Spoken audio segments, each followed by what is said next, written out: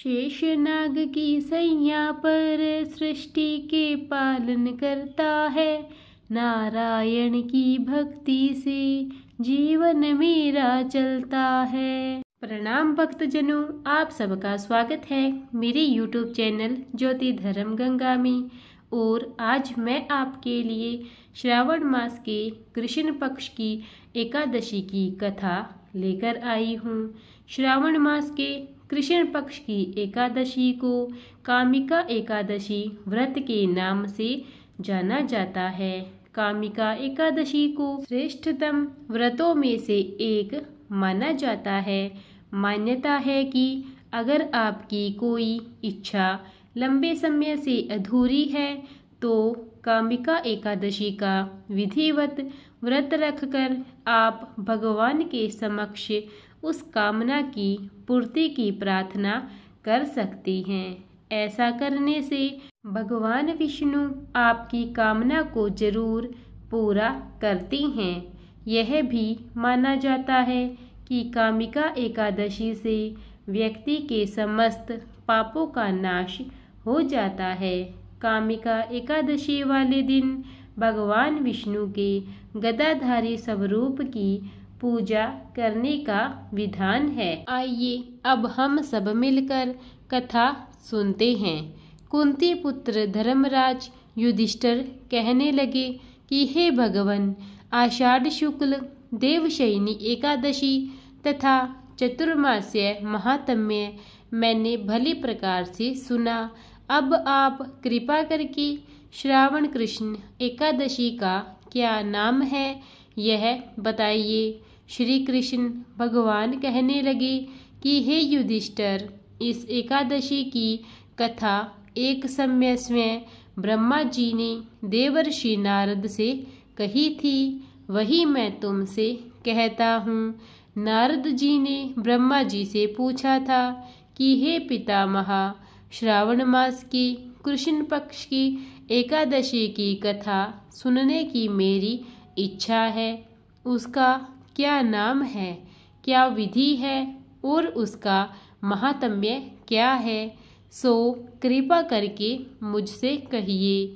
नारद जी के यह वचन सुनकर ब्रह्मा जी ने कहा, हे नारद, लोगों के हित के लिए तुमने बहुत सुंदर प्रश्न किया है। श्रावण मास की कृष्ण पक्ष की एकादशी का नाम कामिका है।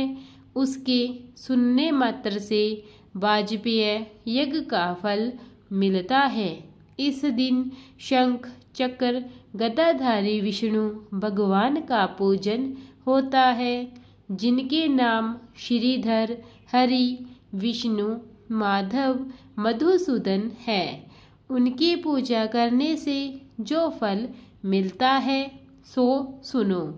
जो फल गंगा, काशी, नैमिषारण्य और पुष्कर स्नान से मिलता है वह विष्णु भगवान के पूजन से मिलता है।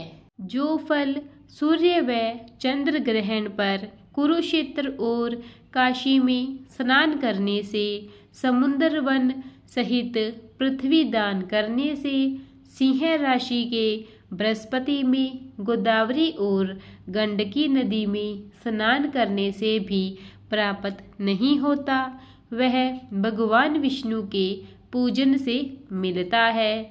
जो मनुष्य श्रावण में भगवान का पूजन करते हैं उनसे देवता, गंधर्व और सूर्य आदि सब पूजित हो जाते हैं।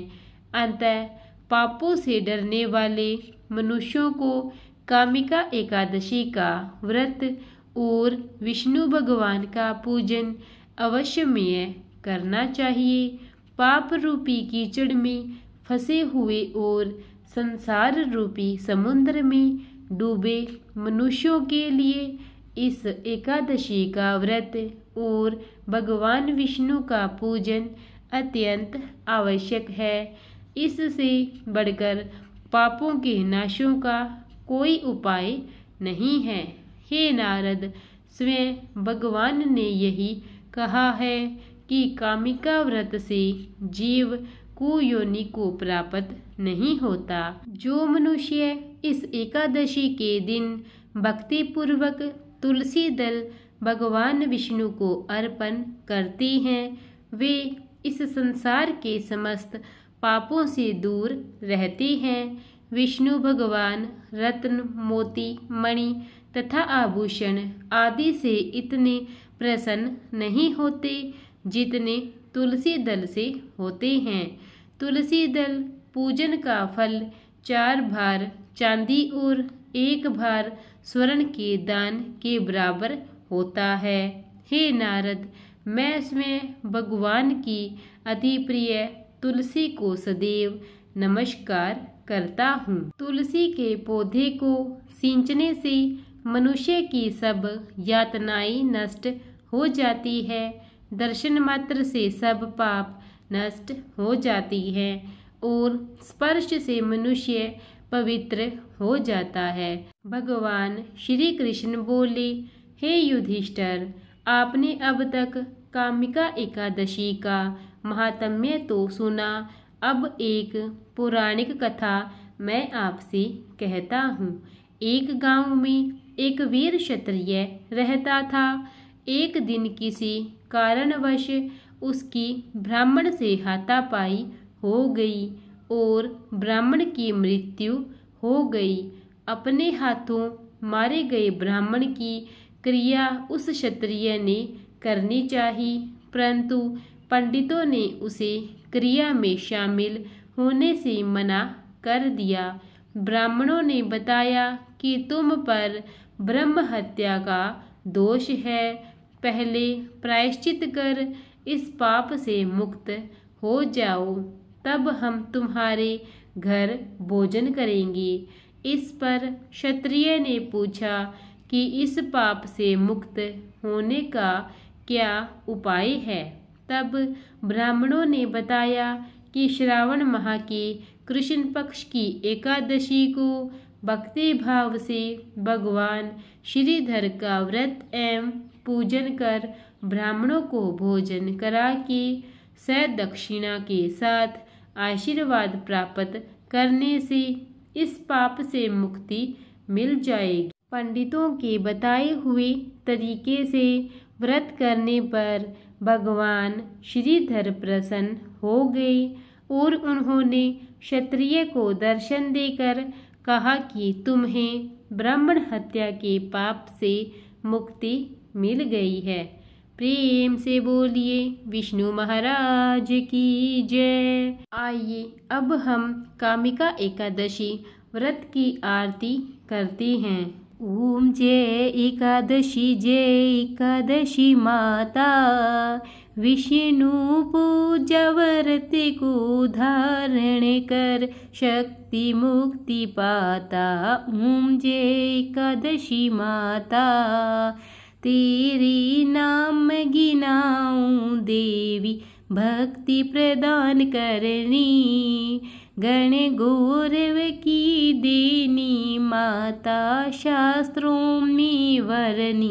ओम जय एकादशी माता, मार्गशीर्ष के कृष्ण पक्ष की उत्पन्ना, विश्वतारिणी जन्मी, शुक्ल पक्ष में हुई मोक्षदा, मुक्तिदाता बन आई। ओम जय एकादशी माता, पोष के कृष्ण पक्ष की सफला नामक है, शुक्ल पक्ष में हुई पुत्रदा, आनंद अधिक रही। ओम जय एकादशी माता, नाम षट तिला माघ मास में कृष्ण पक्ष आवी, शुक्ल पक्ष में जया कहावी, विजय सदा पावी।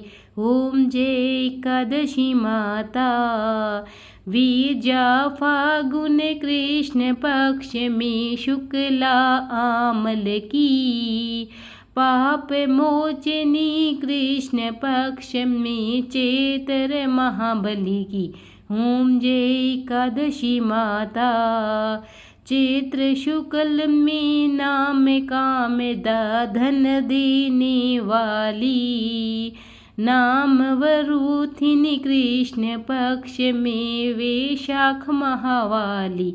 ओम जय एकादशी माता, शुक्ल पक्ष में हुई मोहिनी, अपरा ज्येष्ठ कृष्ण पक्षी, नाम निर्जला सब सुख करनी, शुक्ल पक्ष रखी। ओम जय एकादशी माता, योगिनी नाम आषाढ़ में जान्यो, कृष्ण पक्ष करनी, देवशयनी नाम कहायो, शुक्ल पक्ष धरनी। ओम जय एकादशी माता, कामिका श्रावण मास में आवे, कृष्ण पक्ष कहिए, श्रावण शुक्ला हुई पवित्रा, आनंद से रहिए। ओम जय एकादशी माता, अजा भाद्रपद कृष्ण पक्ष की परिवर्तनी शुक्ला, इंदिरा आश्विनी कृष्ण पक्ष में व्रत से भव सागर निकला। ओम जय एकादशी माता, पाप कुंश है शुक्ल पक्ष में आप हरनहारी, रमा मास कार्तिक में आवे सुखदायक भारी।